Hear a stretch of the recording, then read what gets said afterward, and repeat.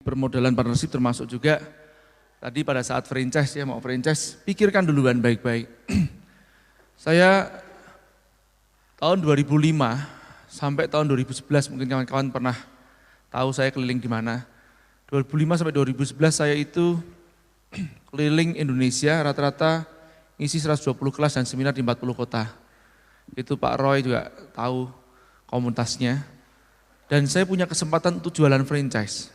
Punya. Ya, kalau jualan itu nggak susah lah itu. Cuman saya tahan. Kenapa tahan? Hati-hati banget. Jaga namanya tuh hati-hati banget. Dan sekarang baru terasa banget, kemarin sempat pada saat kita mau coba aktivasi lagi organisasi tersebut,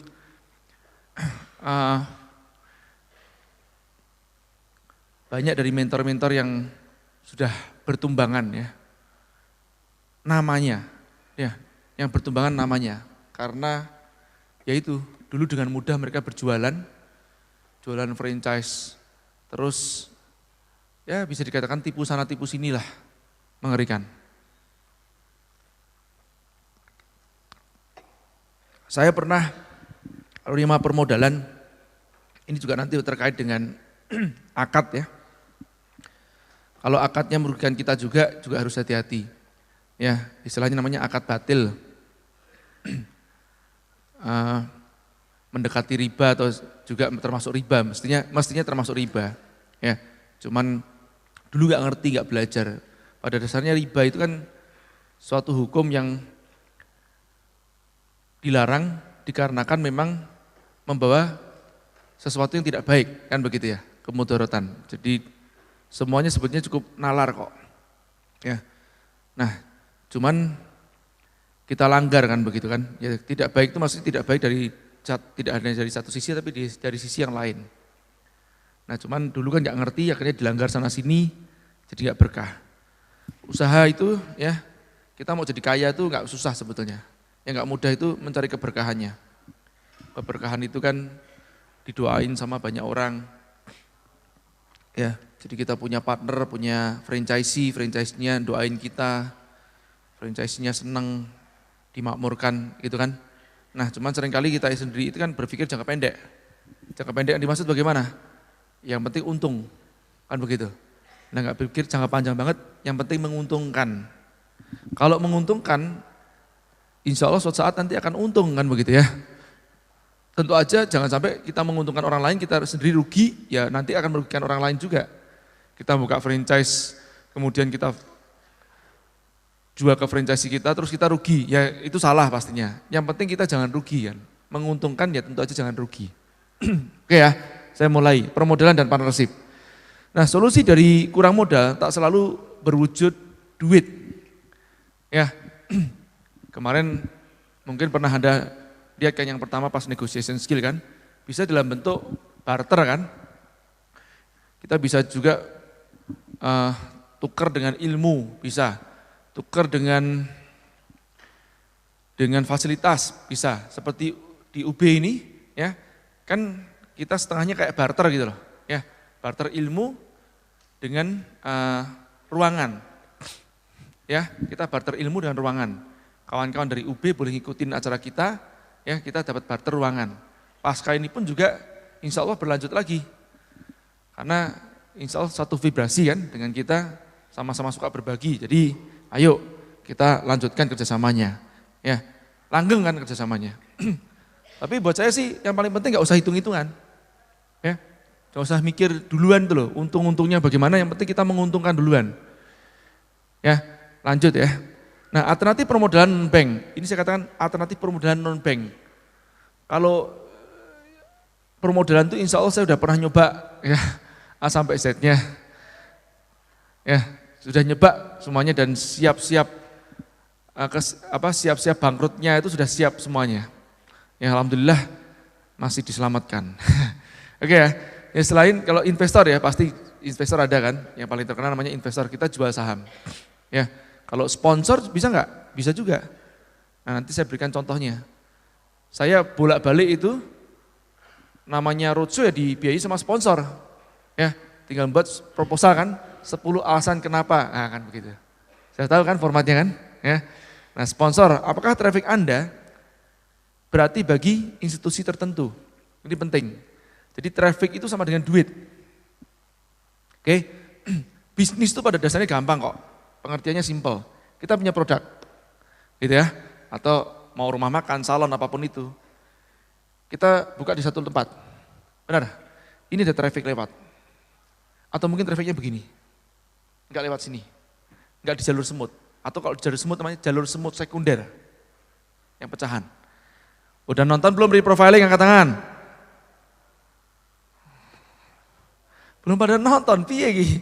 Harus ngajar lagi berarti. Ya, padahal ini penting banget loh. Oke ya. Nah ini jalur semut kan? Nah, katakanlah jalur semutnya sekunder, lewatnya sini.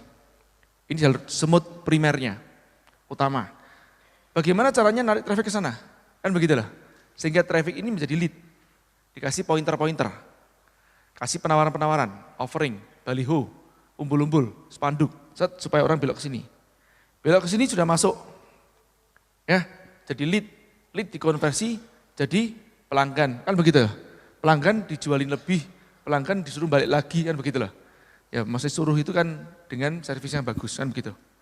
Ya, nah jadi traffic ini kan berarti orang-orang yang kumpul di dalam sini punya kesamaan traffic ya? Ya, punya kan? Apa itu? Demografisnya kira-kira mirip lah. Siapa yang usia antara 23 sampai 35 tahun angkat tangan? Nah kan, most kan, ya, mayoritas kan sampai 35 tahun, ya. Di atas 35 tahun angkat tangan. Di atas 40 tahun angkat tangan. Dikit kan? Ya, dikit. Di atas 40 tahun, berarti di bawah 40 tahun kan? Nah, masih termasuk kategori netizen, ya. Sekarang netizennya udah mulai bergeser kan? Ya, masih pakai internet. Masih, tadi yang angkat tangan, masih pakai internet? Masih pakai sosial media? Instagram pakai? Loh kan, masih pakai kan? Generasi 40 yang sekarang sudah melek internet kan? Jadi udah mulai bergeser nanti nih. Nah nanti itu sudah akan rata bahwa semuanya akan pakai internet kan begitu loh. Sekarang populasi di dunia sudah lebih dari 50% yang pakai internet. Artinya ini sebenarnya netizen semuanya. Betul? Siapa yang di sini nggak pakai internet, angkat tangan? Oh. Coba yang pernah googling namanya sendiri terus gak nongol, angkat tangan. Nah itu jangan-jangan Anda setan tuh kan, jin kan, ditapok-tapok duluan tuh. Anda jangan-jangan sudah meninggalkan dunia maya. Oke ya, apakah traffic Anda berarti bagi institusi tertentu? Balik lagi. Nah kalau netizen usia sekian, kira-kira kita mau jual kemana? Ke institusi mana? Iya kan? Nah misalkan nih saya nih, ini di sini Anda perhatikan, saya tidak duitin. Ya, kalau saya mau duitin gampang banget. Ya, BNI Syariah, begitu saya kasih tahu ada acara seperti ini langsung ngomong, kita tutup Mas ya. Nah, sebentar Ibu, saya mau ngomong sama kawan-kawan dulu panitia bagaimana. Panitia sepakat juga ya, kita di sini nggak mau nanti teman-teman berpikir negatif bahwa kita akan terima duit dari institusi mana ya. Untuk apa? Keuntungan kita. Makanya kita sepakat nggak usah. Ya. Terus sepakat kita buka donasi. Donasi pun kita sepakat juga tidak boleh follow up. Maksudnya begini, kita cuma kasih nomor donasi, hubungin Cindy. Cindy tidak boleh memfollow up. Jadi misalkan orang itu telepon, ya saya mau nyumbangin gini. Nanti benefitnya apa? Kalau tanya benefitnya apa, nggak dapat benefit apa-apa, sudah dia ngomong gitu aja. Orang mau nyumbang kok nanya benefit. Ya kan? Nah benefitnya akhirat gitu aja, oh lucu kok orang mau nyumbang kok naik benefit lagi, nggak niat nyumbang kan ya. Nah sudah gampangin aja, nanti kalau itu orang itu sudah bilang ya nanti akan saya transfer, tutup. Nggak transfer, ya biarin aja, jangan di follow up. Ngerti ya? Biar terasa energinya itu loh, ngerti nggak? Ya biar yang nyumbang ya benar nyumbang, sampai sekarang kan saya belum mengumumkan siapa yang nyumbang kan. Ya saya bahkan udah minta sama teman-teman kasih inisial aja. Biar paling enggak dia tuh jangan sampai dia tuh jadi populer di dunia ini. Ngerti ya? Jangan sampai dia jadi populer di dunia ini. Kalau bisa dia populer di akhirat nanti. Ya kan? Makanya kalau orang, saya ingat guru saya bilang gini, ikhlas itu adalah rahasianya rahasia. Ya ini ikhlas itu adalah rahasia yang Allah sembunyikan di dalam dari diri kita, bahkan ditarik dari diri kita. Kita aja nggak ngerti kalau kita ikhlas. Makanya kalau kita ngomong, saya ikhlaskan, itu nggak ikhlas. Ngerti ya? Saya sudah ikhlas, nggak ikhlas tuh. Orang ikhlas tuh nggak ngerti kalau dia ikhlas. Karena kalau orang ikhlas tuh ngerti dia ikhlas, itu bahaya. Ya, kalau guru saya mengilustrasikan seperti ya, seorang anak kecil yang menemukan, dia pergi ke mana? Ke sungai gitu kan. Nah, biasanya kan mandi di sungai ya, buang air di sungai. Terus suatu saat pas dia mandi, dia menemukan suatu batu yang berkilau, sangat berharga. Ya, tapi dia nggak ngerti itu. Dia bawa pulang, dia bawa ke orang tuanya. Kemudian orang tuanya melihat begini, wah ini bahaya banget nih. Kalau sampai suatu saat nanti anak ini tahu, ya ini bahaya. Masih jangan sampai tahu sekarang. Nanti dia terancam juga keselamatannya, ya kan? Nah, dia jadi malas juga iya, kan begitu ya? Dia sudah tidak mau sekolah lagi nih kan? Soalnya batu ini bisa menghidupi dia seumur-umur kan begitu. Ibaratnya begitu, ya. Nah, ini terus disembunyikan sama bapaknya. Nah, seperti itulah ikhlas itu disembunyikan. Jadi kita nggak ngerti kapan kita akan ikhlas. Ya, mungkin segelintir yang kita lakukan yang kecil-kecil, mungkin pada saat Anda di toilet sana, ya, Anda berbuat sesuatu yang kecil, kebaikan, bersihin sesuatu, balikin sandal, nggak ngerti kapan ikhlas itu terjadi. Iya nggak? Dan kapan itu berbuah? Nggak ngerti kita. Baik ya. Nah, sponsor, balik sini lagi. Jadi saya nggak usah ngajarin etika bisnis kan, teman-teman. Kan sudah ngomongnya diselip-selip, ya toh. Barter ya, nggak tunai, barang atau jasa pun bisa. Ya. Nego gratis. Nah, kita juga bisa sewa tempat. Saya pernah sewa tempat gratis setahun. Ya, selama setahun gratis, ya. Sewa tempat, iklan bisa dinego juga untuk mengurangi biaya pengeluaran. Jadi kalau contoh begini, Anda punya suatu event lah katakanlah, atau punya suatu project kerjaan gitu. Nah, project ini Anda breakdown ya, atau dalam NLP sebenarnya chunking down ya. Kalau breakdown itu kan begini nih, diperlukan apa saja kan begitu loh. Begitu ya. Nah, diperlukan apa saja. Nah, apa yang Anda perlukan ini dicek, ini bisa dicari di mana saja. Bisa dibarterin, bisa dipotong biayanya, bisa dikurangin. Saya pernah ya waktu itu mengadakan seminar pertama kali, tahun 2004. Saya ngadain seminar pertama kali, sebenarnya pertama kali yang saya organize, seminar saya sendiri. Yang pertama kali sebelumnya diorganize oleh para mahasiswa. Saya challenge gitu loh, saya itu gak puasan sama orang yang organize setengah-setengah. Saya kepingin, baikin di kita. Nah, suatu saat, yang pertama saya apa? Saya breakdown, di sini namanya tempat, betul gak? Venue kan? Nah, venue. Terus apa yang saya butuhkan di dalam venue itu? Coffee break. Betul? Ya. Terus apa yang saya butuhkan? Infocus nih apa namanya? Proyektor. Ya. Proyektor. Nah, terus apa yang saya butuhkan lagi? Publikasi. Betul lah? Nah, ini saya lakukan. Saya datang ke hotel tersebut. Terus saya tanya, ini kalau saya mau sewa tempat, ya waktu itu hotelnya kecil aja, cuman maksimum 80 orang. Ya kapasitas 80 orang, saya tanya berapa sewanya. Ini Bapak mau ruangan aja atau coffee breaknya? Kalau ruangan minimum bayar Rp500.000, tapi kalau coffee break juga gitu juga Pak, minimum Rp500.000. Oh sama aja dong, mendingan coffee break aja. Kalau coffee break berapa? Tahun 2004. Rp25.000. Kalau breaknya doang nggak pakai kopinya berapa? Saya tanya gitu kan. Kalau kopinya doang nggak pakai break berapa? Saya tanya begitu. Ya, kopi doang, nggak pakai break. Maksudnya Pak, nggak usah pakai makanan. Kopinya aja Pak ya. 15.000 deh Pak. Boleh, tapi tetap Pak Jaya harus membayar minimum Rp500.000. Paham nggak? Jadi artinya saya harus minimum membayar 35 pack lah gitu loh. Ya, 40 pack. Anggap aja begitu. Paham ya? Nah, deal saya bilang gitu. Dibook duluan Pak ya, tanggalnya sekian. Balik lagi, deal duluan kan, salam duluan kan. Ya, nanti Bapak buatin kwitansinya baru saya bayar, kan nanti. Ya, nah begitu sudah oke, apa yang saya lakukan? Saya mencari yang lain kan, ya. Breaknya bagaimana? Rotinya kan, saya telepon kawan saya. Nah, breaknya ya, saya cari telepon ke teman saya yang punya cake and pastry. Saya telepon, namanya dia, ini istrinya teman saya, dia punya usaha cake pastry. Kamu kan barusan punya usaha cake pastry kan? Iya. Kamu mau jadi sponsorku enggak? Gimana sih? Nah aku mau ngadain seminar, ini perdana nih. Kira-kira ya 80 pack lah saya bilang gitu, 70-80 pack. Maksimum, saya pokoknya ngomong maksimum aja. Oh iya, terus piye? Berapa makanannya? 2 macam lah, 3 macam, kecil-kecil aja apa? Oh boleh Ci. Nah nanti kamu logonya tak taruh di tempat publikasiku. Ya, tak taruh di tempat bagian belakang backdrop. Ya. Nah, terus pada saat slide seminar, saya bilang begitu.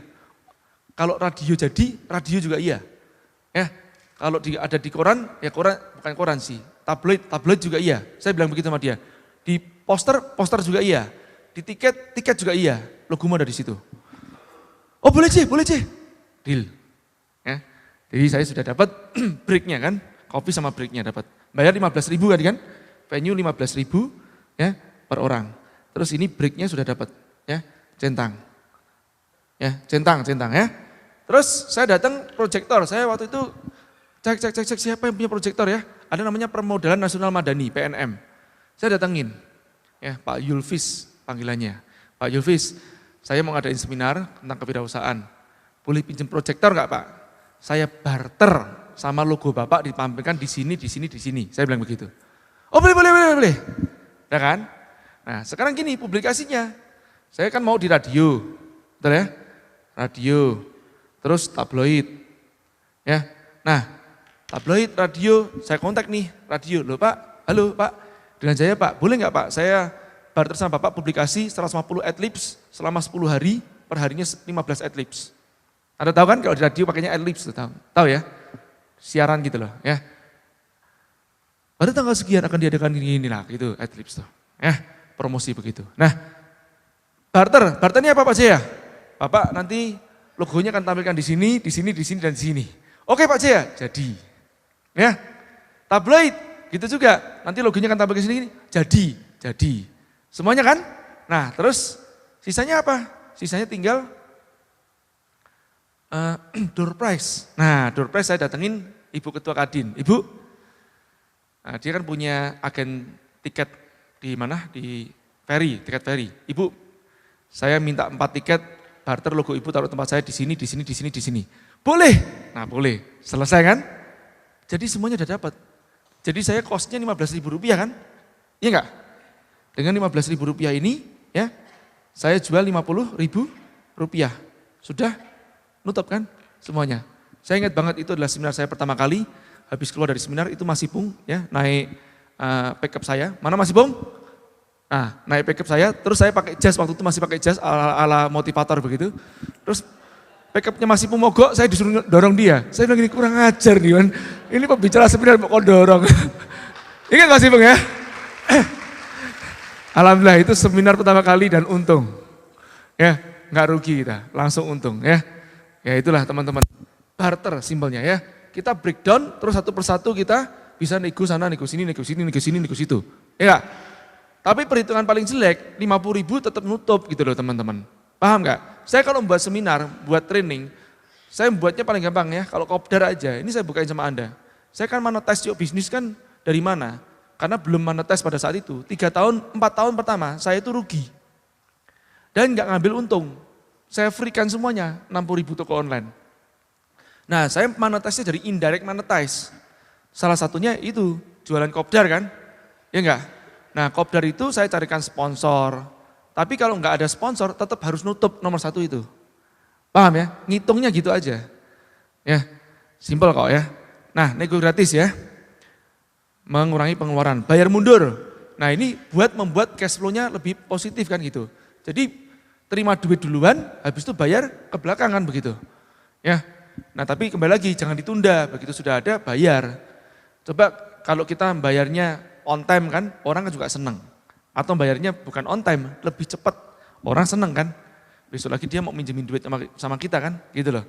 Ya, nah alternatif permodalan non bank yang lain nih, pre-order ya, jual barang, bayar di muka, baru produksi.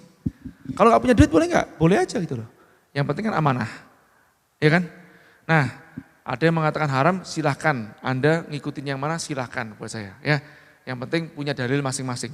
Betul? Lanjut ya.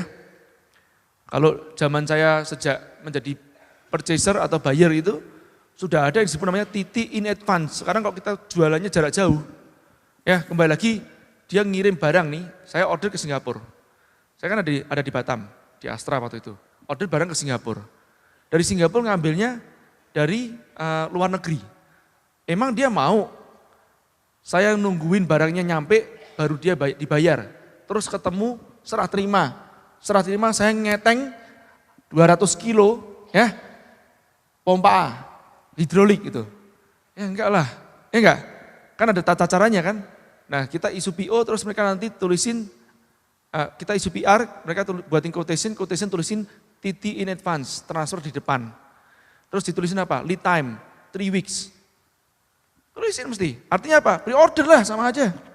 Iya enggak? Enggak mau, enggak apa-apa, enggak usah dia bilang gitu kan. Enggak ngambil barang dari Amerika. Ngomong barangnya diambil dari Amerika duluan, baru dibayar. Kan enggak begitu. Iya kan? Itu faktanya. Ya. Baik ya. Minta DP, diskon lebih. Boleh. Nah, kadang-kadang gini nih, kalau kita misalkan kekurangan modal, misalkan kita mau buatin suatu proyekan gitu kan, terus kita kekurangan modal, kita minta DP. Tapi kita kasih diskon lagi. Oke Pak, kasih saya DP, saya tambahin ini deh, cashback. Ya, istilahnya namanya cashback diskon. Ya, memang bagusnya satu akad. Oke, tapi kalau memberikan diskon itu masih boleh. Ya, kalau yang nggak boleh itu pas mau dicicil dinaikin, nah itu nggak boleh. Ya, kalau didiskon boleh. Ya, naikin ya nggak boleh. Dikarenakan kan naikin adanya penambahan duit itu nggak boleh. Ya, kalau bayar cicil tambahin duitnya, ya itu nggak boleh. Oke ya. Nah, yang lain lagi apa? Jual stok murah. Nah ini penting banget nih. Kadang-kadang kita punya stok mati, terus misalkan ya cost-nya ya, misalkan kita punya inventory kan, ya. Jadi inventory senilai 200 juta. Kan begitu, katalah begitu. Ini kejadian sama orang Malang bahkan. Waktu itu saya bilang sama dia, udah kamu nego sama bank ya, terus nego sama suppliermu. Ini supplier mas gimana? Itu stokmu di belakang udah berapa lama? Oh itu udah bertahun-tahun gak laku mas. Udah kamu bayar belum? Belum. Mau balikin aja duluan sama dia. Tak suruh balikin, paling enggak apa? Di piutangmu itu loh, di tempat bagian hutangmu, kalau neraca kan gini kan. Ya, aset, liabilities, equity gini kan ya. Nah di bagian ini nih, ini paling enggak berkurang gitu loh. Ini hilang sedikit ya, ini hilang sedikit gitu loh. Ngerti enggak? Ya, dikurangin tuh. Tapi mana mereka mau? Kamu coba duluan. Kalau enggak mau, didiskon. Ya enggak, yang 200 juta yang dulu dibeli sama Anda ini, ya minta diskon aja, udah deh 150 juta. Ya. Nah, kalau Anda bisa jual 150 juta itu. Kenapa? Yang penting cash-nya itu ngalir gitu loh. Kadang-kadang kita sentimental nih, wah sayang banget mas, kita bisa cari yang 200 juta. Tapi kita kalah opportunity. Kenapa? Cash kita nggak ada. Besok ada peluang kita nggak bisa nyamber. Mendingan jual rugi pun ya, nggak apa-apa kalau memang nggak punya duit cash. Paham ya? Kita rugi misalkan 5%, 10%, tapi setelah itu kita puterin duitnya, bisa untung 30%, 50% sebulan. Paham ya? Nah itu disebut namanya cash is king gitu ya. Oke, lanjut ya. Nah, seringkali penghambat dari kita mendapatkan permodalan tadi itu adalah ego kita sendiri, ya. Ego, keserakahan, ya. Itu yang membuat kita justru terhambat. Oke. Nah, tadi saya katakan data rincian pengeluaran misalkan ada sewa tempat, ya. Terus kemudian operasional, promosi, ya, renovasi, pemasarannya. Ini dirinci semuanya, ya. Dan bisa kita cari alternatif permodalannya. Paham ya? Anda mungkin tahu namanya Kek Pisang Villa enggak? Kek Villa di Batam. Salah satu pemegang sahamnya Strudel di sini lah. Ya. Ya, Denny Deliandri. Denny itu kebetulan datang ke tempat saya pertama kali tahun 2006-an kira-kira. Ya, dia waktu itu mau mengorganisasi seminar saya. Dia bilang begini, saya temuin dia di teras. Pak, saya dulu manggilnya masih Bapak. Pak, saya sering lihat Bapak di TV. Dulu saya masuk TV lokal kan sama radio di surat kabar ya. Seminggu sekali saya masuk situ. Nah terus gak pernah dibayar ya, gak dibayar. Cuma seneng-seneng aja. Terus dia bilang, saya sering lihat Bapak di TV, di majalah juga iya, di radio, di koran juga iya. Saya kepengen undang Bapak untuk ngadain seminar. Terus saya bilang gini sama dia, kamu undang aku tuh diadain seminar susah. Kenapa? Aku orang yang paling gampang ditemuin kok. Ya, nggak bayar, gratis lagi. Malah kadang-kadang kalau mentoring kita bayar mereka, ya, maksudnya bayarin makan minumnya. Jadi buat apa kamu organisasi aku? Kamu undang Om Bob aja, saya bilang gitu. Oh gitu ya Pak ya? Iya tuh, undang Om Bob sana, belum pernah datang ke sini. Akhirnya dia ngontek Om Bob, ya. Om Bob pada saat itu masih sakit-sakitan, terus nggak jadilah Om Bob. Undanglah Helmi Yahya, salah ngasih harga. Ya, ketinggian harganya, 350.000 atau berapa. Itu, tapi orang ini beraninya luar biasa, namanya Denny Deliandri ini. Ya. Nah, kemudian sudah mendekati hari H itu saya tanya, berapa orang, berapa tiket yang laku? Baru 20-an, nggak salah dari 150 tiket. Ya sudah, coba jual-jual lagi, H-1 itu, cuma tinggal berapa? 30-an mungkin yang laku mungkin ya. Sisanya itu, jadi saya bilang gini, udah gini loh, besok kalau kamu seminar 150 tempat, 30 orang, kamu malu sama sponsormu mesti, iya enggak? Dan sponsormu enggak dapat benefit juga dari traffic. Kamu cari traffic aja deh, gimana mas? Gratisin itu yang 120 orang itu. Oh, ya sudah mas, gratisin. Ya sudah, panggil teman-teman. Nah kita kan punya pengurus-pengurus, volunteer-volunteer dari dulu sudah banyak, kita ada komunitas kan, namanya Entrepreneur Association. Nah sudah, kita panggilin namanya Mbak Ade, umumin besok ada seminar gratis sama teman-teman ya. Ya, datang. Terus saya tanya sama dia gini, malam hari itu. Kamu udah persiapan? Persiapan apa Pak? Gladi gimana? Kamu gladi malam hari ini? Oh ada gladi juga ya? Loh. Coba rundownnya bisa lihat. Rundown itu apa ya? Loh. Terus besok kamu seminar siapa? MC-nya siapa? Gak ada Pak. Aduh. Astaga ini kamu nekat banget nih. Itu luar biasa saya takuin. Keberanian dia luar biasa. Ini Denny Deliandri, Denny Kik Pisang Villa. Ya. Nah, terus saya telepon teman-teman, saya telepon tim Mulia kan waktu itu ada salah satu seniornya. Saya telepon teman saya Mulia ini di Astra dulu kan kerjanya. Mul, ini ono wong edian ya, jadi ada orang gila mau ngundang seminar nih ya, nggak ada persiapan sama sekali. Udah, kumpulin teman-teman jam 9 di Hotel Goodway ya, tim semua kumpul, kita gladi. Sudah gladi kita sana. Besok kita yang organize. Bantuin anak inilah, anak Edan itu loh. Kita bantuin. Rugi dia 25 juta. Mobilnya dia dari finance waktu itu. Ya Nissan Sunny yang lama banget tuh, dia refinance, saya ingat banget. Tapi anak ini luar biasa, memang keberaniannya top banget lah. Itu yang saya suka. Saya pokoknya kalau gini loh, kalau orang berani gini, mentoringnya itu enak itu loh. Ya, nggak pakai tapi nggak pakai nanti. Nah, lanjut ya. Singkat cerita Denny ini nyoba usaha apa aja, wis gagal gitu kan. Ya, sampai suatu saat dia terinspirasi sebetulnya, Kik Villa itu terinspirasi oleh seseorang. Ya, dulu membuat namanya Brownies Sundai. Karena Brownies Sundai ini ceritanya memang kalau cerita panjang banget ya. Tapi saya singkat, Brownies Sundai sudah berhasil dari nol nih, dari modal Rp30.000, ngikut tempat EA kita. Terus saya waktu juga mentoring secara langsung si Brownies Sundai. Nah, dia berhasil sampai omset 75 juta rupiah di tahun 2006-an kira-kira. Nah terus cuman dia sempat jatuh setelah itu ya. Jatuhnya bukan karena pemasarannya tapi karena yang lain, karena internalnya dia. Nah si Denny Deliandri terinspirasi oleh case ini nih. Ya, oleh si Brownies Sundai. Kemudian dia membuat namanya Kik Villa itu, kek pisang dia coba. Kek pisang yang dulu sama yang sekarang jauh berbeda. Yang sekarang ini enak lah, yang dulu gak karuan gitu ya. Saya aja gak gelem makan dulu kan. Sampai ditanya sama Denny, gak enak udah. Ya, jadi apa adanya ngomongnya kan. Nah, terus kemudian tahun 2008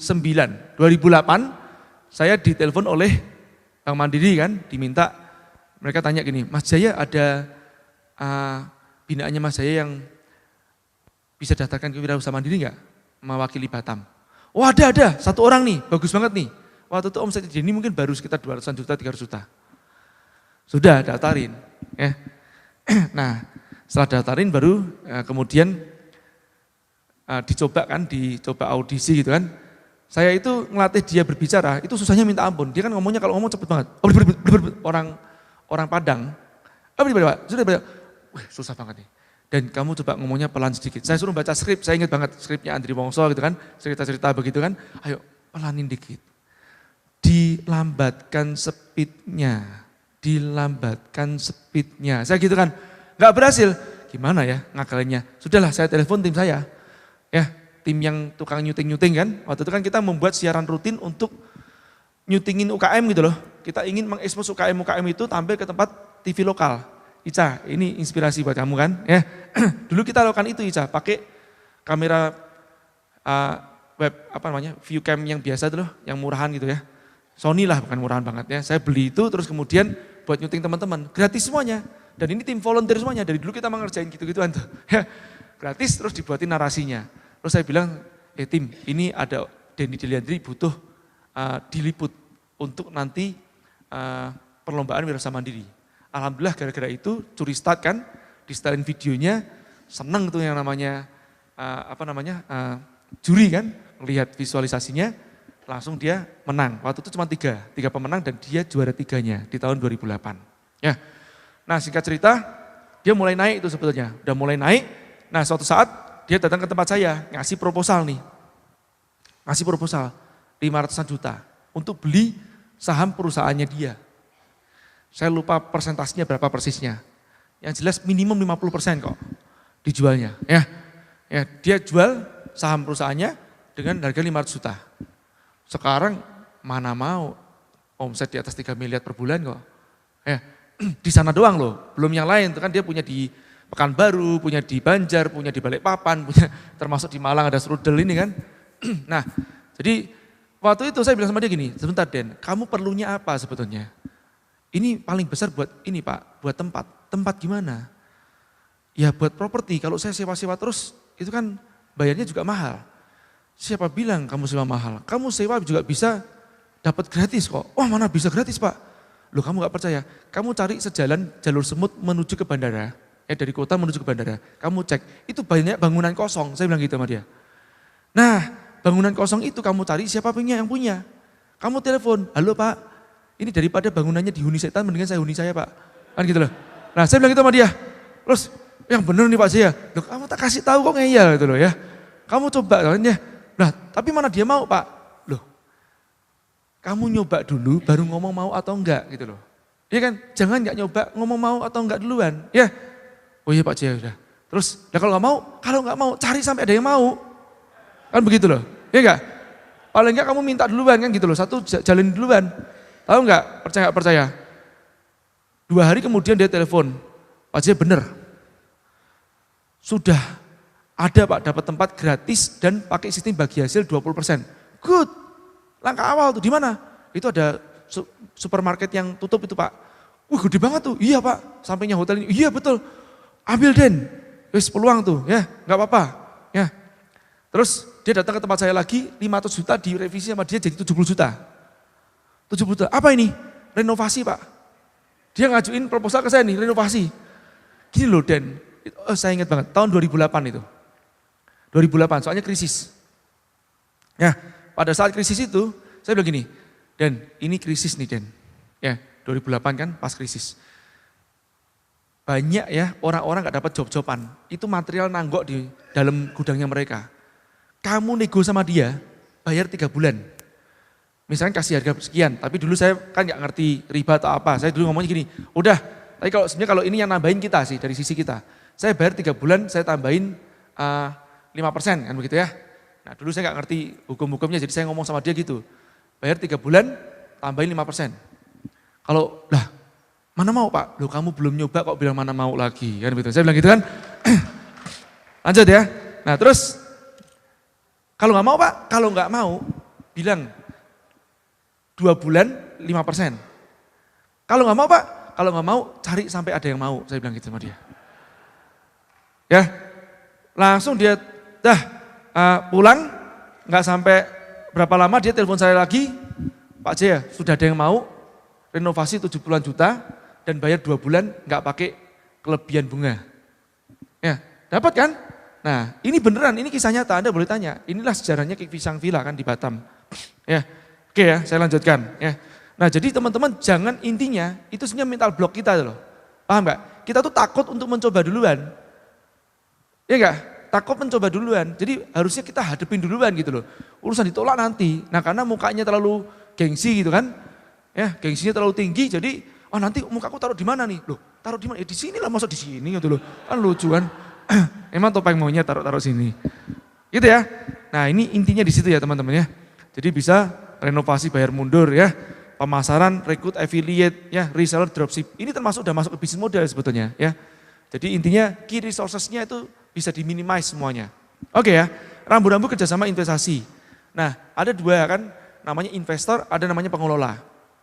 Nah, sebagai investor, ini yang paling penting. Investor itu invest karena kelebihan duit. Benar enggak? Makanya sebetulnya investor bagusnya, bukan bagusnya. Saya ngomong sih, yang benar, enggak hutang. Mosok invest dari hutang. Ya, nah ini makanya dikatakan hukumnya samar itu karena itu ya. Invest dari hutang, enggak benar toh. Ya, invest dari kelebihan duit yang mengendap. Nah, kalau Anda punya duit, terus duitnya mengendap, itu kan ada perputaran perekonomian yang Anda sendat. Benar enggak? Artinya ada kewajiban bagi Anda. Ada haknya orang miskin yang ada di Anda. Ngerti enggak? Makanya dalam Islam kena namanya nisab kan? Ya. 83 gram ya, emas kena nisabnya. Ya, Anda harus mengeluarkan zakatnya. Karena apa? Karena pengendapan uang ini, pengendapan harta ini menjadi haknya orang lain tuh loh, yang Anda sendat tuh loh. Ya kan? Nah, maka dari itu kalau pas Anda punya kelebihan duit, kalau pas mau invest, Anda sebagai investor nih ya, niatin duluan, ini bismillah untuk perputaran perekonomian. Bukan mikirnya untung duluan, gua untung berapa? Enggak tanya duluan mau diinvest kemana. Ya, mikirnya untung rugi. Ya, nah ini niatnya nomor satu. Ya, nah, artinya apa? Anda sudah harus bersiap untuk menanggung kerugian. Ya, nah niatnya apa? Untuk ibadah. Setidaknya jika Anda sudah niatkan untuk ibadah, itu enggak untung pun duitnya berkah buat orang lain. Nah paling bagus tanyain duluan. Ya, tanya misalnya begini, aku boleh tahu perusahaanmu sekarang mempekerjakan berapa orang karyawan? Kamu mau invest, minta aku invest ini untuk apa? Mengembangkan perusahaan. Kalau aku invest kamu, dampak sosialnya apa saja? Itu yang paling penting malahan. Ya, oh nanti aku nambah sekian karyawan lagi. Oh gitu. Wah, ini paling enggak wis dapat pahala duluan gitu kan ya. Ya. Bisa mempekerjakan sekian orang lagi. Itu yang paling penting di situ. Niatnya di situ duluan, ya. Bukan untung duluan. Nah, bukan dari uang yang sifatnya dari hutang nih kan. Misalkan pinjam ke bank, kita ngitung nih. Ngitungnya bagaimana? Sebulan kira-kira returnnya berapa? Kan gitu kan? 2%. Wis, 3% boleh nggak? Nawar, loh sampai kita ngulak. Rentenir atau investor kan gitu ya. Nah kan ini kan tipe-tipe rentenir kebanyakan, bukan investor. 3%, ngitung dia 3%. Pinjam ke bank dapat 1% kan? 1% pinjam ke bank, ya terus diinvestkan 3%. Nah ini yang menjadi tidak berkah di situ. Paham ya teman-teman? Saya ngomong gini saya itu ngelakoni gitu loh. Ya, jadi saya itu terjun ke jahiliyah duluan. Ya, baru ngerti kan, oh gini salahku di situ kan gitu ya. Oke ya. Jadi kalau saya mengatakan memang ini nggak baik, memang nggak baik gitu loh. Dan duitnya nanti terasa panas banget gitu kan, untuk dipakainya itu kan. Distribusikan investasi jangan tanam di satu lubang. Ya, kecuali ikut melototin lubangnya. Ya, kalau kita investasi kan jangan tanam di satu lubang. Kalau saya bilang begini loh, seorang investor harus tidak fokus. Kalau seorang pengelola harus fokus. Beda kan? Investor harus tidak fokus. Jadi jangan fokus. Kecuali kita melototin lubang itu, kita bukan investor, kita investor plus pengelola. Lain perkara. Oke ya, lanjut. Kalau ada pertanyaan boleh angkat tangan ya. Baik, nah saya membuat 3 pos investasi ini saya ubah dikit dari Harvard. Kalau Harvard kan property, paper, business. Oke, saya tidak menggunakan paper, kenapa? Yang balik lagi, saya nggak suka investasi sesuatu yang di luar kendali saya. Ya, di luar kendali dan mati maksudnya bisa dimain-mainkan gitu loh. Ya, kalau kita investasi ke tempatnya saham, kan itu kan permainan kapitalis yang bisa dimain-mainkan, sahamnya naik turun ya oleh bom, oleh jatuhnya pesawat, oleh chaos, oleh demo. Nah, yang gitu-gitu saya nggak mau. Ya, makanya investasinya ke 3 hal ini aja, properti, emas, bisnis. Ya, balik lagi saya ngomong ya saya harus praktekin duluan kan. Ya, nah properti itu apa? Properti itu intinya kalau Anda investasi itu properti ini cenderung stabil. Ya, properti jarang begini, ya, properti ya stabil, karena harga tanah itu kan stabil. Oke, cenderung naik. Kenapa cenderung naik? Karena kelangkaan. Ya, nah cenderung naik tapi jangka panjang, 5-10 tahun begitu kan, dan tidak liquid. Ini yang perlu catat. Paham ya? Anda jual rumah, jual tanah tidak semudah menjual emas. Paham ya? Kalau emas mudah dicairkan, tapi terfluktuasi. Pada dasarnya kalau Anda investasi emas, itu bukan untuk investasi, tapi untuk pengaman. Makanya dikatakan gini loh, emas tidak akan membuat Anda kaya, tapi emas membuat Anda tetap kaya. Iya kan? Nah, jadi kalau Anda mau investasi emas, kadang orang begini, wah ini emas lagi turun, kita beli. Sebetulnya nggak usah. Jadi kapan saat yang terbaik beli emas? Saat punya duit. Nah gitu, kalau nggak punya duit ya jangan beli toh. Ya kan? Punya duit tukar emas, punya duit tukar emas. Pada dasarnya dulu, kita ini semua berkiblat pada emas. Karena kecurangan Amerika, ya, soalnya bukan Amerika sih, ada di belakang-belakangnya kan ya. The Fed ya. Dajjal ya. Nah itulah yang membuat emas itu dimainkan. Ya, dulu tuh sebetulnya emas itu sama uang kertas sejajar. Karena uang kertas adalah perwakilan dari emas, biar nggak gotong-gotong kemana-mana tuh loh. Ya, nah jadi kan dititipkan di al-wakil ini, terus kemudian ditukarkan pakai surat. Ya, nah surat ini dibawa kemana-mana untuk pembayaran, nanti ngambilnya ke situ, kan begitu loh. Ya kalau mau ditukerin emas lagi. Jadi harusnya emas sama kertas itu harusnya sama. Nah terus terjadi pelanggaran perjanjian Bretton Woods, nggak salah ya, tahun berapa, 71-an itu kan. Itu perjanjian itu dilanggar oleh pihak Amerika duluan. Sebenarnya di belakangnya Amerika sih, bukan Amerika. Ya, itulah yang menyebabkan setelah itu mata uang itu tidak mengacu kepada emas, tapi mengacu pada terfluktuasi oleh supply demand. Ya, terus kemudian untuk mengunci biar US dollar kuat, ya US dollar yang US itu yang pertama kali ingkar. Ya, pasti tagih emasnya, mana emasnya? Aku udah titip sekian. Nggak ada. Ya, sudah pokoknya sekarang harga dolar terfluktuasi oleh supply demand. Nah untuk mengunci supply demand-nya supaya kuat, dia melobi APEC, ya kan? Minyak, ya dilobilah minyak dan kemudian minyak itu digunakan currency-nya US dollar, 1 barel sekian US dollar, betul kan? Dikunci itu, karena apa?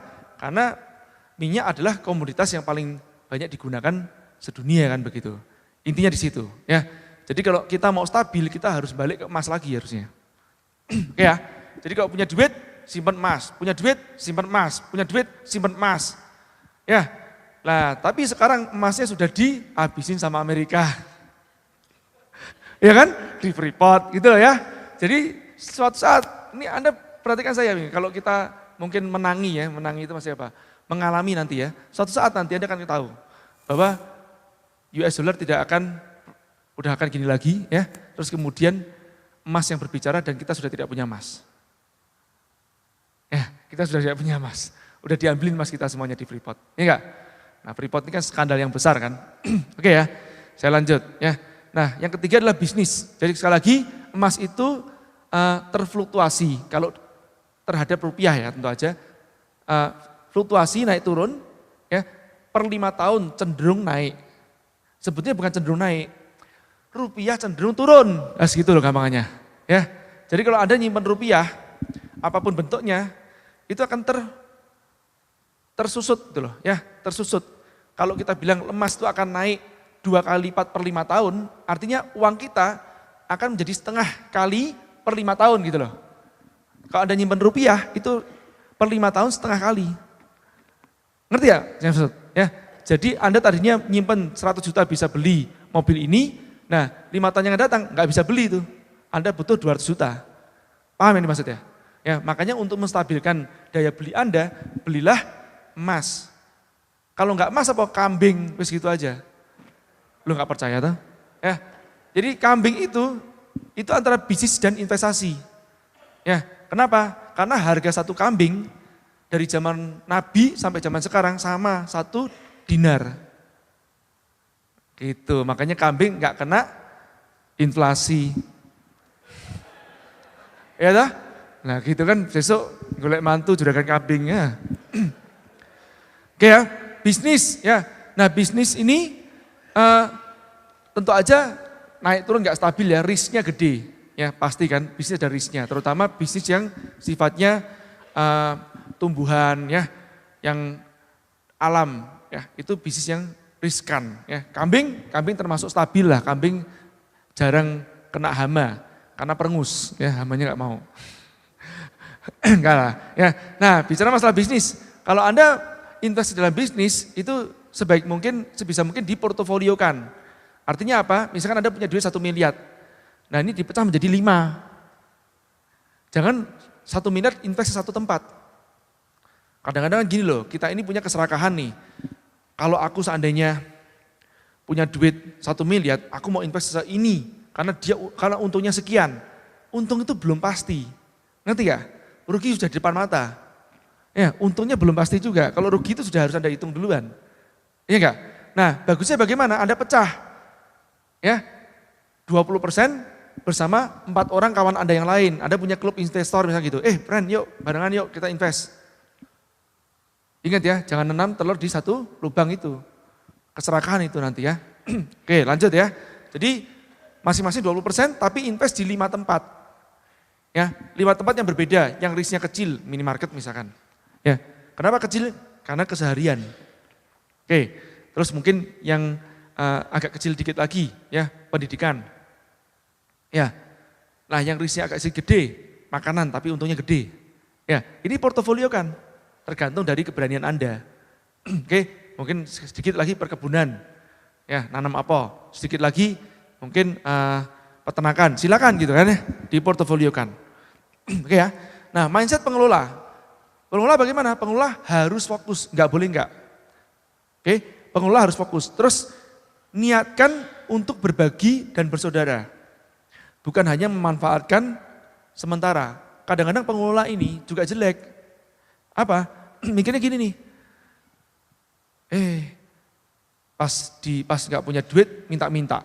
Terus pas punya duit dia bilang gini, enakan investor, invest naruh duit, nggak ikut kerja, nggak ikut ditagih-tagih, nggak ikut keringetan, dapat duitnya sama-sama kayak kita, ngerti ya? Nah, ini yang kurang ajar yang kayak ini. Ya, jadi ini namanya pengelola yang kurang ajar. Orang bilangnya apa namanya? Apa namanya? Nggak niteni ya, kalau bahasa Jawa ya namanya niteni ya, nggak niteni. Jadi nggak ngerti balas budi gitu ya. Nah, sebetulnya coba ini saya kasih satu contoh kasus. Sering nggak terbesit dalam diri Anda? Siapa yang partnership di sini? Angkat tangan. Yang berpartner, bermitra bersama orang lain mungkin ya. Mungkin kerjasama sama orang gitu kan. Nah, teman Anda sama Anda masuk 50-50% saham, misalnya begitu. Sama-sama invest. Terus teman Anda suatu saat karena sibuk atau apapun itu dia nggak kerja. Nah, bagi hasil tetap sama kan? Enggak. Terus Anda ngeluh begini, enakan dia, diem-diem gitu aja, ya, dapat duit. Gua yang kelabakan, kelimpungan, dapat sama. Rugi dong gua. Enggak? Sebetulnya salah dia. Harusnya sisi investor, bukan sisi investor, sisi partner, dia yang rugi. Kenapa dia rugi? Ya, untungan lu lah. Lu dapat ilmu, dapat skillnya, betul lah? Dapat jaringannya, dapat kredibilitasnya. Aku cuma dapat duit doang. Benar enggak? Iya enggak? Nah kadang kita mikirnya cuma duit doang itu. Kita gak mikir bahwa pada saat kita banting tulang itu ada orang yang lihat kita membangun kredibilitas. Betul ya? Membangun jaringan. Benar? Jaringan supplier, jaringan yang lain-lain itu. Jadi kita bisa rugi duit tapi kita untung kredibilitas. Paham ya? Untung jaringan itu. Oke, kita lanjutkan. Jadi orang yang berhitung berlebihan, lah itulah yang orang-orang yang biasanya malah rezekinya tertakar. adil dan transparan.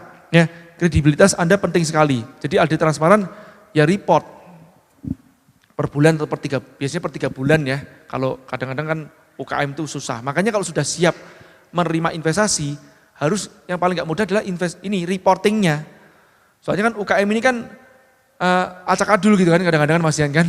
Reportingnya itu repot ya. Nah, sebisa mungkin buat pembukuan-pembukuan yang sederhana. Kalau udah siap menerima investasi harus buat pembukuan ya. Nah, jangan menawarkan terlalu muluk. Kadang-kadang kita ini buru-buru kan, yang penting udah pokoknya masuk deh. Ya, dibuat 3 bulan balik modal kan begitu kan. Wah, senangnya minta ampun kan, ketemunya sama rentenir akhirnya. Wah, ini 3 bulan balik modal. Mindsetnya kita akan menarik orang yang sevibrasi. Ya, paham ya? Karena pas kita nawarinya untung, kita akan narik orang yang cuma cari untung. Paham ya? Beda kalau kita datang, terus kita ngomong gini, Bapak, ya memang kita membuka keran investasi. Tapi terus terang nih Pak, ini saya belum bisa memastikan keuntungannya bagaimana. Dari track record yang sebelumnya adalah seperti ini. Oh kalau perlu ngomong gitu kan, yang akan datang kita nggak tahu. Prediksi kita memang sekian, tapi unsur kerugiannya atau risikonya tetap ada. Contohnya kalau begini, kalau begitu, kalau begitu. Nah, Bapak siap nggak? Kalau nggak siap, mending jangan Bapak. Karena saya juga tidak mau nanti Bapak hubungannya sama saya jadi jelek. Gitu loh, iya kan? Nah, pengelola jarang yang seperti ini kan. Biasanya langsung ini, Pak, sekian persen Pak. Wah, kecil banget nih, saya tambahin lagi Pak. Iya enggak? Jadi narik vibrasi rentenir. Begitu. Oke ya. Jadi lengkap dengan risikonya. Nah, aturan pengelola.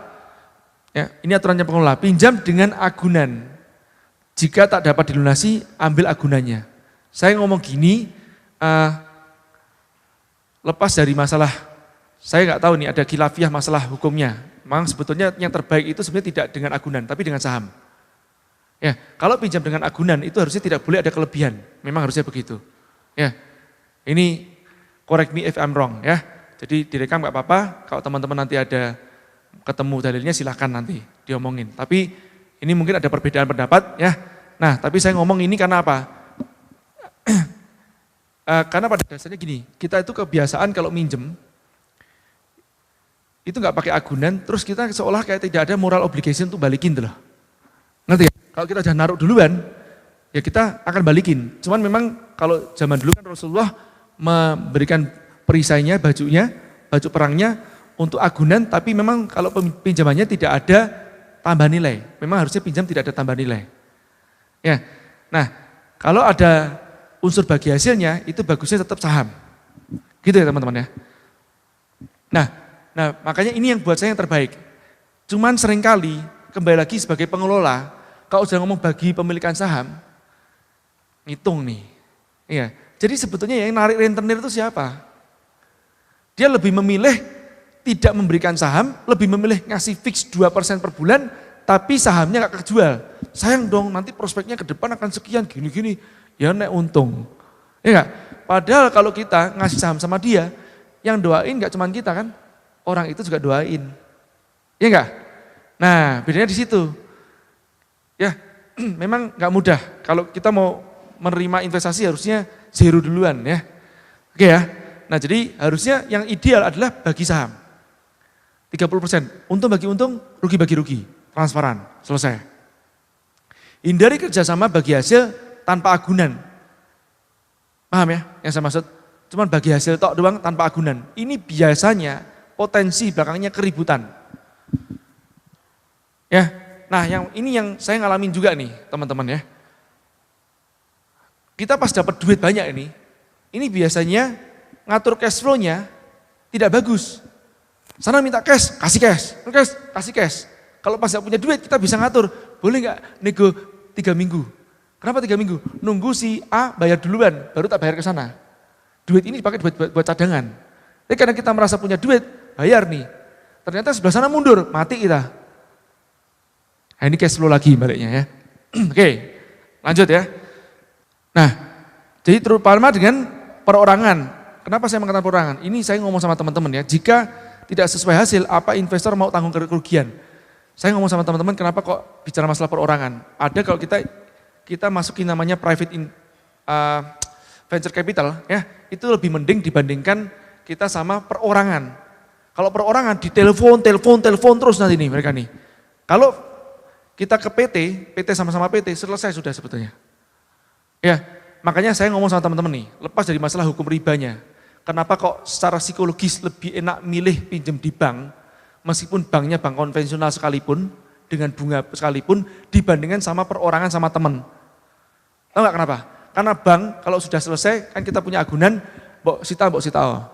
Kalau pakai kartu kredit, ini saya ngomong loh, saya nggak lepas dari hukumnya ya. Ya, kalau pakai kartu kredit, ya kan tanpa agunan tuh, ya paling cuma di blacklist doang. Iya lah ya, cuma blacklist doang. Tapi kalau sama temen, retek terus gitu kan, sudah ngerti kita koloran doang, sudah kan ya diteleponin terus. Itu yang terjadi seperti itu. Ini kejadian ya. Saya ngalamin, ngalamin. Kalau saya nggak ngalamin, nggak cerita saya.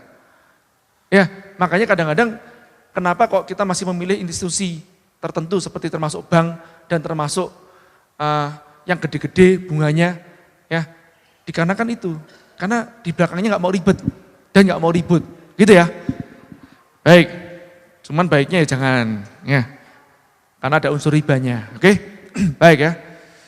Mindset partnership. Nah, partnership itu mindsetnya bagaimana? Seperti nikah. Ya, kalau kita nikah sama seseorang, terima dia apa adanya. Makanya sebelum dinikahin, dicek duluan. Ya, kalau saya bilang begini loh. Ya, maksudnya cek ini loh ya. Ya kalau cadaran pun boleh dibuka kan, ya cadarnya kan. Kalau pas meminang kan boleh. Biar ya itu nggak beli kucing dalam karung. Kalau saya teringat begini kan, ini sekilas aja. Saya tanya sama teman saya orang Singapura, saya tanya, namanya Thomas nih. Thomas, what is the saya tanya dia, kriteria apa sih sebetulnya buat kamu memilih seorang istri, kok kamu gak nikah-nikah? Saya tanya sama dia gitu. Dia bilang gini, sebetulnya gampang banget saya, dia bilang gitu. Ya, apa itu? Yang penting pokoknya pas aku pagi hari, bangun pagi, aku lihat ke sampingku, tidak kaget itu aja. Jadi kalau pas, wih siapa gitu kan ya. Nah, ini jangan dinikahin kan begitu ya. Oke, jadi pas mau nikah, cek duluan teman Anda gitu loh ya. Partner Anda ini siapa yang akan dinikahi kan begitu kan. Partnership seperti itu. Jika iya, dia adalah orang yang punya kelebihan dan kekurangan, terimalah itu. Ya, kalau buat saya paling gampang apa? Nganggep adik saya atau kakak saya. Sudah. Saya itu orang yang paling malas ribut masalah duit. Wis paling malas tuh loh. Dan saya itu ya biasanya kalau di perusahaan tidak mau megang duit. Kalau ada yang mau pegang duit, pegang sana tuh loh. Karena buat saya, rasa apa ya, excited saya itu bukan pada saat saya dapat duitnya itu loh. Ya. Tapi proses mendapatkan duitnya sampai mendapatkan keuntungan gini, ini saya senang. Tapi bukan pas megang duitnya sendiri itu loh, enggak. Ya, lah megang duit piye, wong celana juga harga di bawah 500.000 rupiah kok, kan? Ya, jamnya ya murahan juga, kan begitu loh. Jadi ya buat saya excitednya itu kan di prosesnya gitu loh. Kita bisa mengkonsep sesuatu ya, terus kemudian ini laku, laris, disenengin banyak orang. Nah, itu aja seneng gitu loh. Bangga gitu kan ya. Orang bilang, yuk bisnis di mana-mana itu bangga. Kemarin pas nge-gym gitu kan, terus dia lihat gini, sebentar sih, kok itu apa itu yuk bisnis itu ya? Kok saya sering lihat?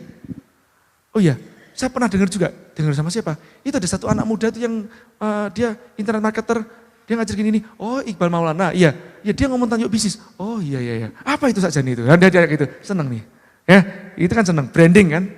Nah kita ke Hong Kong, terus dia ngomong, Mas aku udah belajar yuk bisnis sama Om Fahmi. Om Fahmi siapa? Saya padahal gak kenal apa Fahmi. Ternyata setelah saya pulang saya tanya, kamu kenapa mau merumuskan yuk bisnis? Ya Mas, dulu aku ini Mas keluar kerja ya, terus bangun yuk bisnis ini, ya apa bangun yuk bisnis, bangun apa jualan kacamata ya, buat optikhebat.yukbisnis.com, masih subdomain yang gratisan, ya omsetnya sampai ratusan juta per bulan. Dari situ doang. Ini bagus banget Mas fiturnya Mas. Bahkan sama yang WordPress, aku mending milih yang ini. Dia ngomong gitu, oh gitu ya, apa aja kelebihan yuk bisnis? Dia cerita nih, gini, oh gitu ya, malah dia yang lebih tahu. Ya, senang kan? Itu aja kepuasannya, ya. Sesuatu yang memuaskan pelanggan, ya itu kepuasan kita. Oke?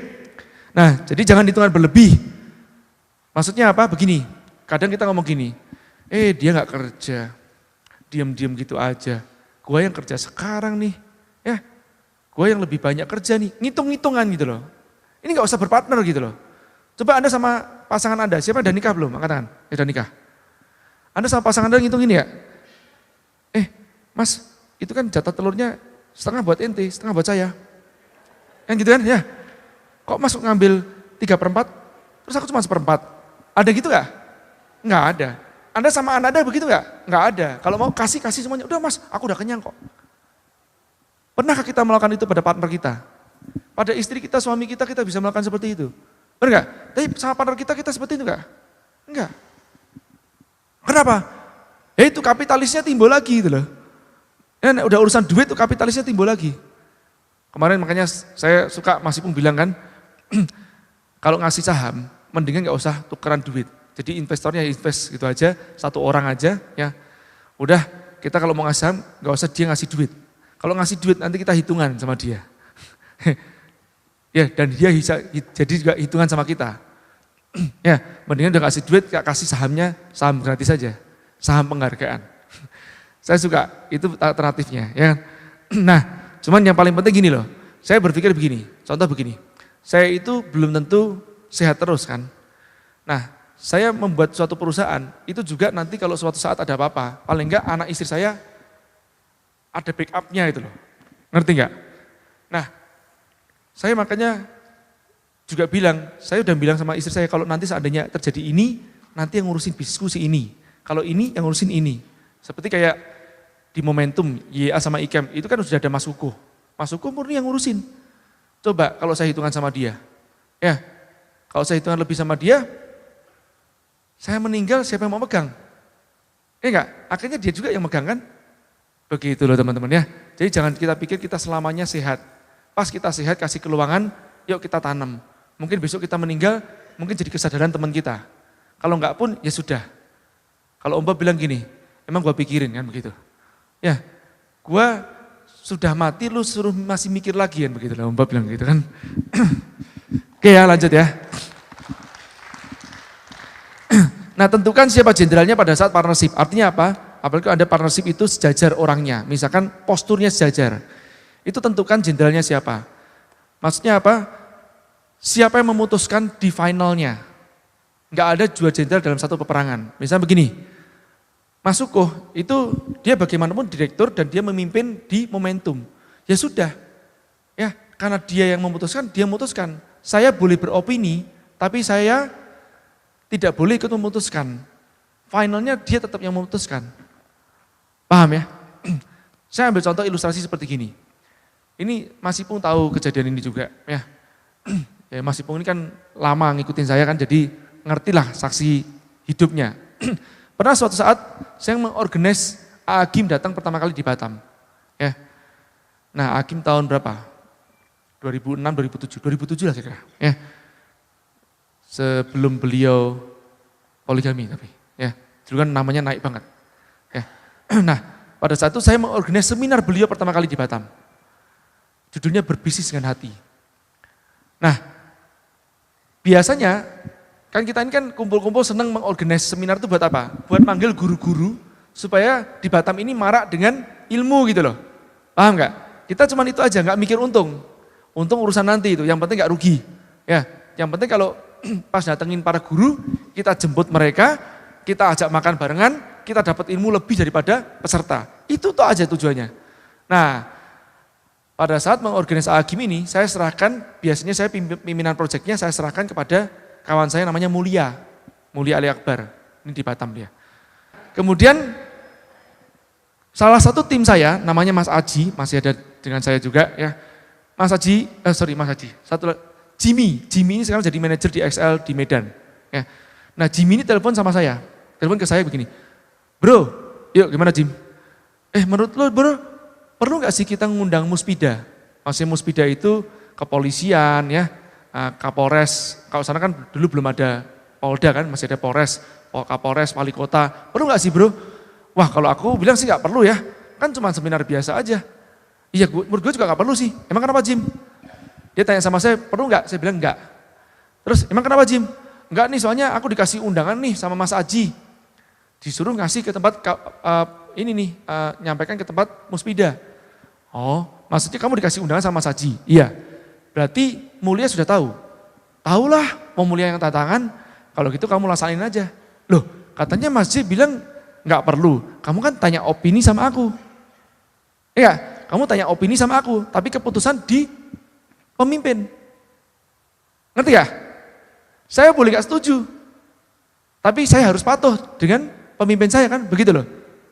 Meskipun saya yang menunjuk mulia jadi pemimpin. Paham gak? Ya, nah inilah yang disebut namanya good leader is a good team player. Kita sebagai seorang leader, kita harus jadi team player yang baik. Nah kan beda sama tempat negara kita. Negara kita ini demokrasi kebablasan. Ya enggak? Protesnya banyak, solusinya dikit. Ya, baru maju naik sebentar diprotes, naik sebentar diprotes, naik sebentar diprotes. Ya, lah kapan kita mau beresin gitu kerjaan kita? Benar enggak? Ya. Nah, itulah. Jadi kalau kita sendiri tidak menjadi tim player yang baik, jangan harap kita menjadi seorang leader yang baik. Ya, rambu-rambu partnership.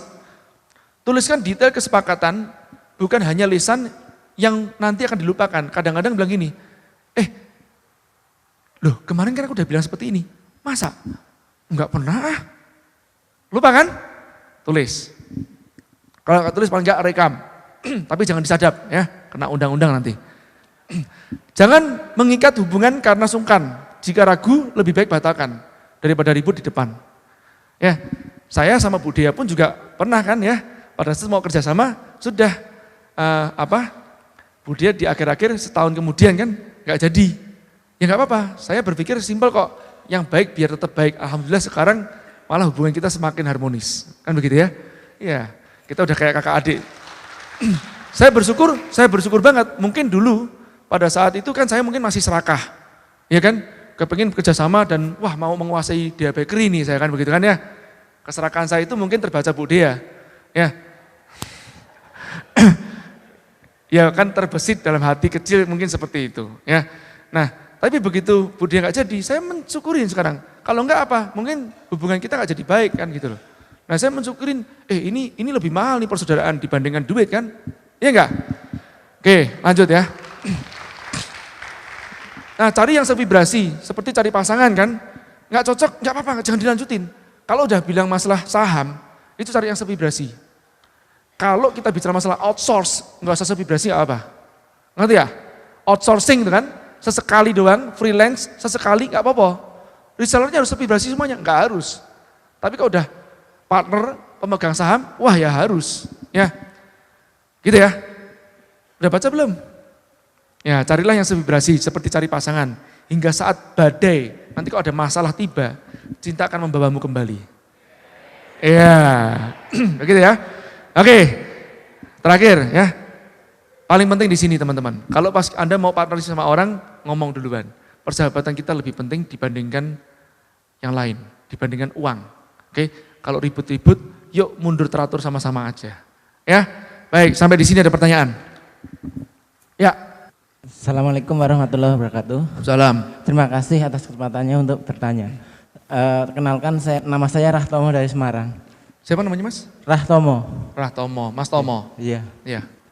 Ini Pak, Mas Jaya, yang mengenai tadi itu untuk kerjasama kan ada agunan ya Pak. Agunan itu kalau pinjem. Ya untuk pinjem bukan kerjasama, pinjam ya. Pinjam ya, iya, pinjam. Untuk agunan kan itu harus ada pengikatan Pak, Mas. Ini maksudnya ke bank atau ke mana? Gimana? Ini ke perorangan atau ke bank? Ke perorangan. Ke perorangan. Iya. Maksudnya pengikatan itu tulis inilah apa? Iya. Tulisan misalnya kita. terjadi wan prestasi atau gitu. Jadi gini, paling gampang kalau kita ngasih agunan gini, Mas, saya pinjam 5 juta ya. Iya. Tak kasih jam saya. Kurang jamnya, sepatu. Kurang kolor, kasihan. Iya. Nah, sudah 5 juta ya Mas ya? Ya. Iya. Nanti Mas kalau seandainya per tanggal sekian saya nggak bisa balikin, Mas ambil aja tuh kolor saya.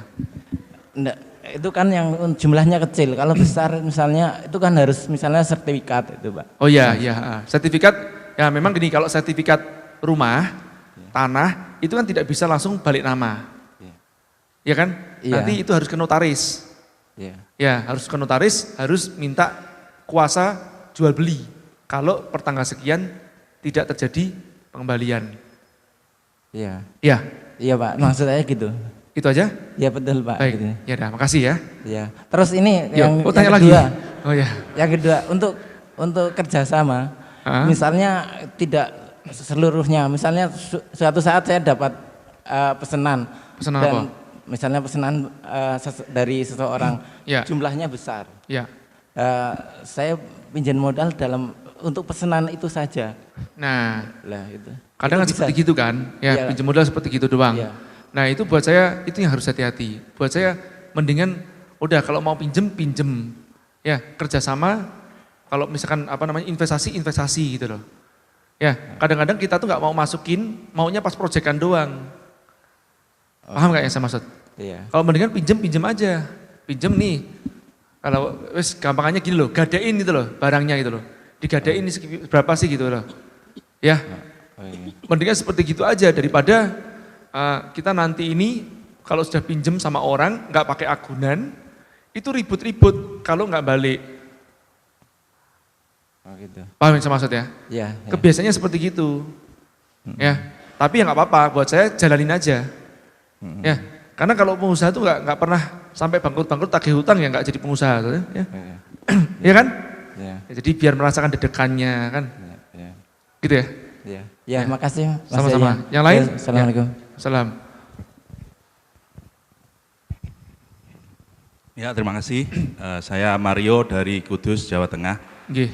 Ketemu Mas Jeff sudah sering ya, dulu 2009 pertama kali EU, terus kemudian EKM juga 2011 kalau nggak salah. Dulu saya masih jahiliyah dong. Oh ya, Iya. Sekarang agak syariah. semoga saya ketularan. Jadi gini Amin. Mas J, itu Ketularan tadi apa kan, nih? gimana? Ketularan jahiliyahnya. Ketularan tobat, Oh, amin. berhijrah. Amin. Jadi gini, tidak boleh ada dua jenderal dalam Satu peperangan. satu peperangan gitu ya. Jadi saya cerita ini, dulu kita pernah bekerja sama joinan dengan beberapa teman, 4 orang termasuk saya tepatnya. Tapi saya mengusulkan kepada mereka untuk ada leader di antara kita. Tapi 4 orang ini teman saya ini nggak pernah setuju. Padahal kita sempat mengerjakan sampai mungkin hampir 10 proyek kita. Iya. Tapi sekarang sudah bubar. Iya. Makanya mereka berpikiran atau berpendapat kita posisinya sama setara 4 orang ini gitu. Nah sebetulnya menghadapi orang-orang seperti itu gimana berkaitan dengan ungkapan itu tadi? Tolong dijelaskan. Yang pas gimana? Ya, sebetulnya yang disebut namanya leader, ya, itu punya influence, paham ya? Meskipun tidak sebagai pemimpin. Misalkan ya 4 orang itu, saya akan menjelaskan, teman-teman, aku punya usulan, ya, tetap harus ada satu leadernya nih, ya, supaya pada saat gini. Ini kita ngasih influence nih, ya. Nah, aku mengusulkan leadernya adalah si Anu. Jadi saya kan nunjuk si Anu, kan gitu kan ya. Kenapa? Si Anunya nggak mau. Nah, si Anu nggak mau gini. Kalau kamu nggak mau, kamu maunya siapa? Kan begitu ya. Kalau kamu nggak mau, kamu maunya siapa yang mimpin? Kan begitu ya. Nah, Ya, betul. siapa yang memutuskan final kalau terjadi konflik? Dalam suatu perjalanan kita juga harus memilih amir kan, itu penting. Jadi mau benar ataupun salah keputusan seorang pemimpin, ya tetap dapat pahalanya kan. Iya enggak? Nah jadi itu yang paling penting di situ. Nanti supaya tidak terjadi konflik gara-gara itu. Berarti tetap harus ada satu sebagai leader gitu. Kalau Pak, saya tetap harus. ya saya setuju, sebenarnya saya setuju. Terus Iya. kalimat yang terakhir ini, persahabatan itu mahal, jangan hilang hanya karena uang. Ini yang dulu belum pernah saya sampaikan kepada teman saya 3 orang itu. Iya. Saya dengarnya telat berarti. Iya. Nggak apa-apa, saya juga begitu Pak. Bapak punya duluan ya, pokoknya benjol-benjol Tapi duluan. gini Pak, tapi gini, kerjasama itu bukannya gagal ya. Kita sudah menyelesaikan hampir 10 proyek, Iya. termasuk properti, termasuk selain properti juga kita pernah beli master franchise, Iya. sebuah apa itu, yang itulah. Anu. Nah, terus? itu bendaranya saya, mereka menuju saya sebagai bendara, alhamdulillah sampai finish, sampai katakanlah proyek terakhir dan tidak ada proyek baru lagi sampai sekarang, itu clear. Cuman ya mungkin karena apa ya, kata-kata ini belum dipahami oleh kita berempat. Jadi mungkin ada yang cara Jawane kecentok gitu ya, jadi nesu. Nah, gitu. basic gitu tuh. Ya itu aja. Terima kasih. Sama-sama Pak. Ya, Bapak. Wajar kok ya. Jadi saya itu banyak belajar dengan partnership. Saya ingat banget pada saat almarhum Om Bob masih hidup, ya waktu itu kita nyetir sama-sama gitu kan. Terus Om Bob bilang sama saya gini, jangan pernah berpartner dalam bisnis. Itu Om Bob bilang begitu. Terus saya tanya, kenapa Om nggak boleh berpartner dalam bisnis? Nanti suatu saat kamu pisah. Nah saya namanya anak muda nih yang kurang adab ya pada gurunya. Saya nyangkal nih ngomong gini, ya semua orang ya pasti akan pisah, Om mati juga pisah itu. Saya kurang ajar nih terus terang. Saya nyesel saya ngomong gitu sama Om Bob. Saya ngomong gitu. Terus saya waktu itu jeleknya, saya salahnya apa? Saya membandingkan Om Bob, saya bilang gini. Tapi itu buktinya Sandiaga Uno berpartner terus sama orang berhasil tuh Om. Karena Bang Sandi kalau berbisnis prinsipnya begini, saya tidak akan pernah berbisnis yang sendirian begitu kan. Saya tidak akan pernah berbisnis sendirian karena saya tahu saya punya kelemahan yang harus ditutupi oleh orang lain. Itu Bang Sandi seperti gitu kan. Nah saya aduin dengan Om Bob, ini adab ya, adab saya yang salah. Jangan ditiru tentu aja. Ya itu saya nyesel ya. Nah terus waktu itu Om Bob bilang, ya terserah kamu itu pilihanmu. Dia bilang gitu. Ya, tapi suatu saat nanti kamu akan pisah, bilang gitu kan. Om Bob gitu ngomong gitu ya. Nah buat saya itu pilihan sekali lagi, berpartner atau tidak pilihan. Kita harus ngerti juga karakter kita masing-masing. Ya, gitu ya teman-teman ya. Silakan yang tanya. Ya. Assalamualaikum warahmatullahi wabarakatuh. Salam. Perkenalkan Mas, nama saya Ari Parfum. Bisnis saya. Namanya Ari Parfum? Iya. Memang parfum namanya? Di akun Facebook saya namanya itu Mas. Jadi Ari Parfum. Nama lapangannya itu. Saya teman saya ada namanya Azhari Hasibuan diganti namanya, Hasibuannya sampai akte kelahirannya diganti. Azhari Kopi. Soalnya namanya dia pecinta kopi banget loh, diganti Azhari Kopi. Dia minta izin sama pemuka adat. Lanjut. Ya. Serius nih, kisah nyata ini Azhari Kopi Anda cek. Lanjut. Jadi gini Mas, selama saya menekuni usaha ini, saya belum pernah sekalipun pinjam uang ke bank. Bagus tuh. Nah pada saat 2 tahun yang lalu, saya iseng-iseng nyulis status di Facebook, buka peluang investasi untuk bisnis saya gitu. Nah ternyata yang komen banyak, sampai saya harus balesi satu-satu. Dan mereka menawarkan, ayo Mas saya mau invest gitu. Iya, nah, akhirnya saya buat proposalnya, karena mintanya banyak saya buat proposal. Dan ketika saya buat proposal, mereka antusias juga, minat. Nah saat itu saya pakai sistem bagi hasilnya begini Mas. Jadi jika bisnis ini dalam 1 bulan ini laba, ada profit, maka laba itu akan kita bagi, saya sebagai pengelola, itu 75% dan investor 25%. Wah bagus banget tuh. Nah ini yang saya mau tanyakan, apa itu sudah ideal atau saya terlalu banyak atau kurang atau bagaimana? Baik, ya pertanyaan bagus. Itu berlalu sampai sekarang masih ada yang invest juga. Ya baik, makasih Mas. Ya. Nah jadi gini, kalau bicara masalah bagi hasil berapa persen, itu tergantung dari track record kredibilitas kita dan risikonya. Ya enggak? Contoh begini ya, saya orang yang baru lulus SMA gitu ya, usaha nggak pernah, terus datang ke tempat pengusaha, mau invest nggak sama saya? Ya, sahamnya berapa? 50-50. Oh enakmu, kamu nggak jelas, tampangnya nggak jelas gitu kan ya, bisnis belum jelas, ya ilmu nggak jelas, mau minta 50-50 gitu kan? Ya, nah tapi kalau yang datang nih, Ciputra nih, ya mau invest sama saya? Situ 20, saya 80. Mau Pak sih, kan gitu kan. Ya, tergantung kredibilitasnya, tergantung track record-nya dia, tergantung tingkat keberhasilannya dia. Makanya dulu pada saat saya diinvest sama orang, ya dikasih duit ya untuk buka usaha gitu kan, terus dikasih saham, saya dikasih 50-50%. Saya bilang sama dia, I don't want, saya bilang gitu kan, aku gak mau. Loh kenapa aja ya kalau kamu kok bilang gak mau, kamu mau lebih.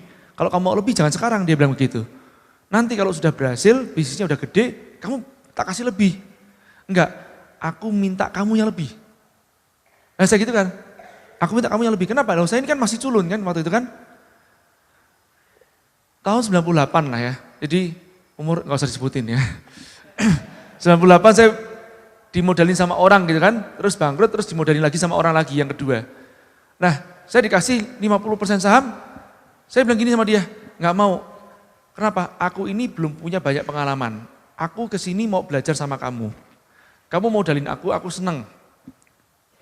Aku gak mau di masa yang akan datang, kalau berhasil, ya nanti kamu iri sama aku. Karena yang modalin kamu semuanya 100%. Toh yang nanggung kerugian cuma kamu, aku cuma modal kolor. Saya bilang gitu, aku gak bawa apa-apa. Oh gitu, jadi kamu mau berapa persen Jaya? Kasih aku lebih kecil. Singkat cerita, ya saya dapat 30, dia 70. Begitu ya. Itu pun juga sahamnya dibuat saham utang. Kalau saham utang apa? Nanti saya harus nyicil sahamnya itu kalau ada keuntungan. Ya, seperti itulah kira-kira. Oke. Terima kasih Mas. Sama-sama. Yang lain? Jam berapa kita istirahat? Sudah? Satu lagi? Boleh? Halo Mas J, selamat Ya. siang.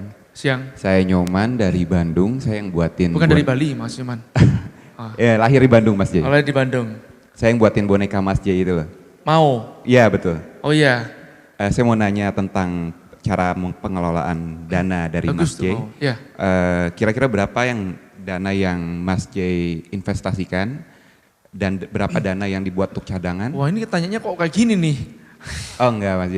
Maksud saya untuk investasi itu Mas J split enggak kira-kira berapa persen yang high risk, berapa persen yang medium, berapa persen yang low risk? Ya. Itu Pak. Nah, enggak seberapa saya sampai hitungan gitu sih.